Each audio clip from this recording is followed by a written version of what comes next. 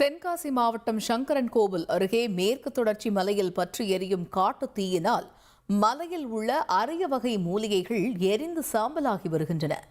கூடுதல் விவரங்களை செய்தியாளர் சுப்பிரமணியன் வழங்க கேட்கலாம். சுப்பிரமணியன், இப்ப அரிய வகை மூலிகைகள் ஒரு பக்கம் எரிந்து சாம்பலாகி வரக்கூடிய சூழல்ல இந்த காட்டு தீயை அணைக்கக்கூடிய பணி எந்த கதியில் நடைபெற்று வருகிறது? சங்கரன்கோவில் அருகே உள்ள மேற்கு தொடர்ச்சி மலையில் யானை, மான், பன்றி, மிலா, உடும்பு, மரநாய், கரடி உள்ளிட்ட பல்வேறு வகையான அரிய வகை உயிரினங்கள் வாழ்ந்து வருகின்றனர்.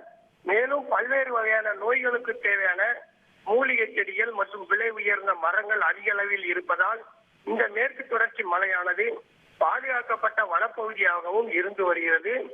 சங்கரன்கோவில் அருகே உள்ள புளியங்குடி மேற்கு தொடர்ச்சி மலையான கோட்டைமலை பகுதியில் நேற்று மாலையிலிருந்து காட்டுத்தீயானது எரிந்து வருவதால் அரிய வகை விலங்கினங்கள், பறவைகள் ஆகியவை அனைத்துமே காட்டை விட்டு வெளியேறி வருவதாக மலையை ஒட்டிய விவசாயிகள் கூறுகின்றனர்.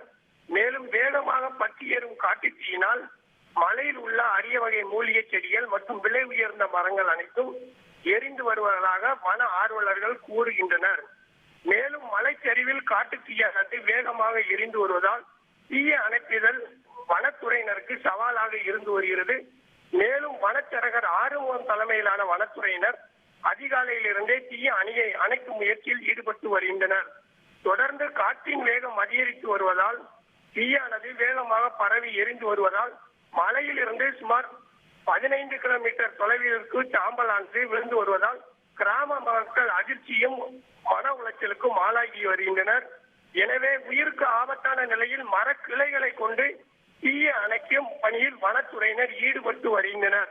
மேலும் மலையில் தீ எதிர்க்கான காரணம் குறித்து வனத்துறையினர் தீவிர விசாரணை மேற்கொள்ள வேண்டும்.